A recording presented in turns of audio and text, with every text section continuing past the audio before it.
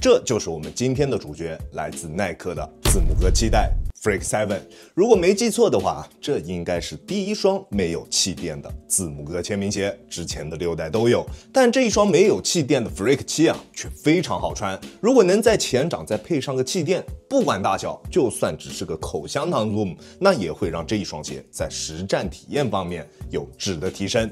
這一次的字母哥7代，如果單論配置的話，絕對可以算得上是最差的一代。全掌酷氙龍 3.0， 除此之外沒有任何可以拿得出手的科技，因此啊，在售價上也確實進行了下調，從原來的899下調到了現在的799。重量表現普普通通，單支 42.5 碼的重量在385克左右。好在它的整體重量分布做得比較合理，穿在腳上的體感重量還算不錯，完全不會成為我們在球場上的負擔。OK， 那基礎配置差不多就是這樣。具體它在實戰方面的表現會怎麼樣，以及它會更加適合哪種類型的球員去進行選擇，接下來就跟着當子一起來深度了解一下這一雙 Freak 7。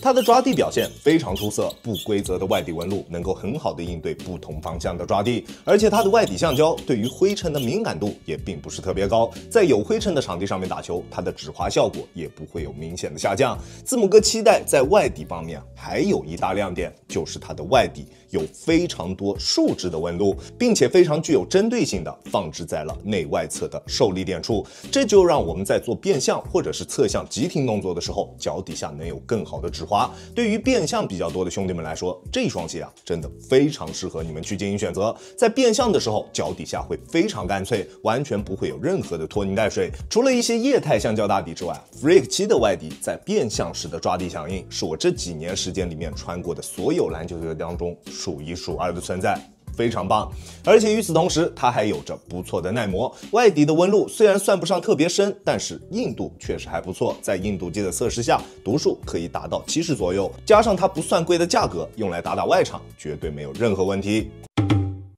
抗扭表現恰到好處，球鞋中段的抗扭片能夠很好的提升球鞋中段的刚性，不管做什麼動作，腳底下的球鞋都能很好的保持住姿態，不會出現誇張的形變。而且因為前掌沒有任何硬質板材的加持，所以彎折也非常輕鬆。不管是正常跑動，還是在做一些變向或者是交叉步動作的時候，中底都能夠非常好的貼合住我們的雙腳，自然彎折點也比較合理，中底所給到我們的鞋腳一體性非常出色。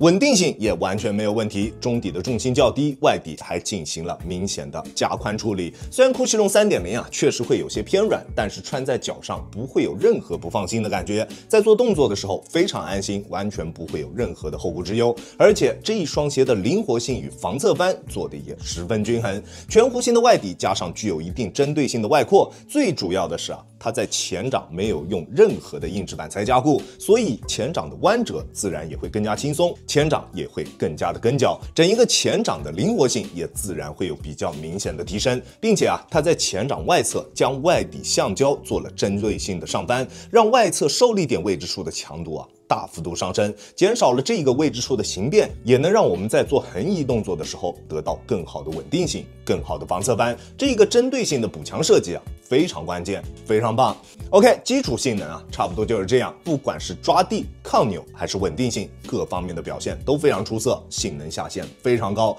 想要拿它來打球，想要拿來上強度都沒有任何問題。那至於它究竟好不好穿，以及它會更加適合哪種類型的球員去進行選擇，接下來我們就來看看它的風格化處理做得怎麼樣。在腳型適配方面，這一次的字母哥7代用的依舊是一個正常略微偏寬的鞋楦，對於腳型的包容度非常廣，即使是寬腳的兄弟也可以去放心選擇。而且啊，整一雙鞋的內部填充給的特別扎實，即使是偏窄的腳型也可以在這一雙鞋身上得到不錯的包裹鎖定。不過有一點大家需要注意一下，就是在第一次穿的時候，因為隨着穿着時間的上升，鞋面會與雙腳越來越貼合，內部的填充材料也會慢慢的適應我們的雙腳，所以在第一次穿的時候，我們要時不時的去重新繫一下它的鞋帶，它的鞋面啊會需要我們花那麼一點點的时間去進行磨合，當然磨合的时間不會太長，這一點大家可以放心。而在磨合完成之後，你就能在這一雙鞋身上得到非常出色的包裹鎖定，不管做什麼動作，雙腳在鞋內都不會出現位移，在急停急起的時候也完全不會有頂腳趾或者是掉跟的情況出現，而且它的後跟鎖定啊做的也非常到位，整一雙鞋的鞋腳一體性非常棒，出色的鞋面一体性加上優秀的中底一体性，它又是一双有着非常出色鞋脚一体性的篮球鞋。当然啊，要跟之前的青林 EX 比，肯定是没法比的，但是它也绝对足够出色，可以说是字母哥这么多代的签名鞋当中，在鞋脚一体性方面表现最好的一双。在做动作的时候，脚底下的球鞋与双脚之间能一直很好的贴合住，在受到对抗时，球鞋的响应速度也特别快，再加上它出色的鞋面强度，不管做什么动作，它都能牢牢的兜住我们的双脚。如果硬要让我在它的鞋面方面挑点毛病出来的话，可能不是特別出色的透氣性，就是它这一個鞋面系統的唯一缺點了。除此之外，不管是舒適度強度亦或者是包裹鎖定，都沒得挑，非常棒。而至於它的中底 Freak 機，在我這一段時間的體驗下來，它的表現也同樣非常出色。中底的整體重心控制的比較合適，但是前掌非常貼地。字母哥7代穿上腳之後，在體感上會有那麼一點點前低後高的感覺，貼地的前掌就給這一雙鞋帶來了非常拔群的反應性以及場地感表現。在發力蹬地的時候，前掌的響應速度非常迅捷，而且完全不會有任何一絲拖沓的感覺。但是在蹬地動作做多了之後，你會明顯感覺到我們的腳底會有點疲憊，在發力點位置處會出現一點點輕微的疼痛感。如果前掌能給我們一塊氣墊的話，那該多好啊！不管多大尺寸的都可以，只要有就行。如果前掌能有一塊氣墊不僅能提升在發力蹬地時的力反饋，還能讓前掌有更好的腳感，真的可以算得上是一舉兩得，不至於像現在這樣蹬地蹬多了之後會有指骨生疼的感覺。而除了這個小問題之外，它的中底也可以稱得上是無懈可擊的。雖然外底的造型比較平整，鞋頭沒有明顯的上翹，但是前低後高的中底讓它在滾動感方面不至於太差。而且因為前掌沒有任何板材加持，加上 Cushlon 3.0偏向於軟彈的調教，整一個中底的過渡非常絲滑，而且整一個中底的跑動感受也確實還不錯。尤其是在使用全掌跑動的時候，你能明顯感覺到來自中底的彈性，甚至讓我一度懷疑它在後掌是不是放了一塊氣墊跟我以往穿過的那些同樣搭載 Cushlon 3.0的籃球鞋體驗完全不一樣。這一次的調教明顯更彈了，不會像以往一樣只是一味的軟，而它這一個彈性十足的調教，對於習慣使用全掌跑動的球員真的非常友好，很好的彌補了他鞋頭上翹幅度不夠的這一點。但是同樣也是因為他整一個外底的上翹做的有點偏小，導致了他對於跑跳的加成並不是特別明顯。雖然中底過渡非常出色，不管是正常跑動還是蓄力起跳，中底的力傳導都特別絲滑，特別順暢，而且中底的調教也十分具有彈性，但是就是缺了那麼一點點前掌的推進以及力反饋。歸根到底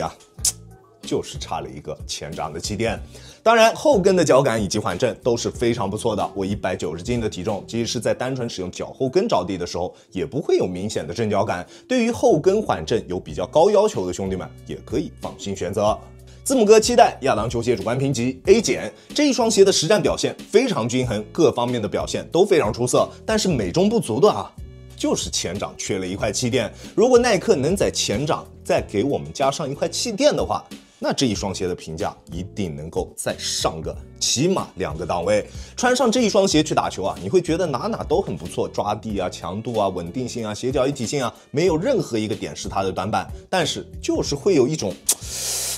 好像哪裡差了那麼點意思的感覺。沒錯，就是它的前掌少了一塊氣墊。雖然它的整體性能表現已經足夠出色了，但是它距離完美真的就只差了一塊前掌的氣墊。那什麼類型的球員可以去選擇這一雙鞋呢？其實這一雙鞋的表現非常全面，對於打法的適配範圍也特別廣，基本上每一個位置的球員都可以去選擇它。只要你對於它偏硬的前掌並不反感，那你就可以去放心的選擇。當然，它出色的靈活性以及優秀的鞋腳一體性，相對來說還是會更加偏向於打法偏外線的兄弟們多一些。如果要把這一雙鞋去進行一個分類的話，我會把它放在保底快靴那一類當中。但是它的不同之處在於它有着扎實的鞋面用料，對於腳踝的保護會更加出色。相比傳統的保底快靴，它的穿着體驗確實會少了那麼一點點輕巧的感覺，但是它身上的那種扎實的感覺同樣也是傳統的保底快靴沒法給到我們的。OK， 這就是本期視頻的全部內容了。再次感謝大家觀看本期的洋洋球鞋，那我們下期視頻再見，大家有空來做。Peace。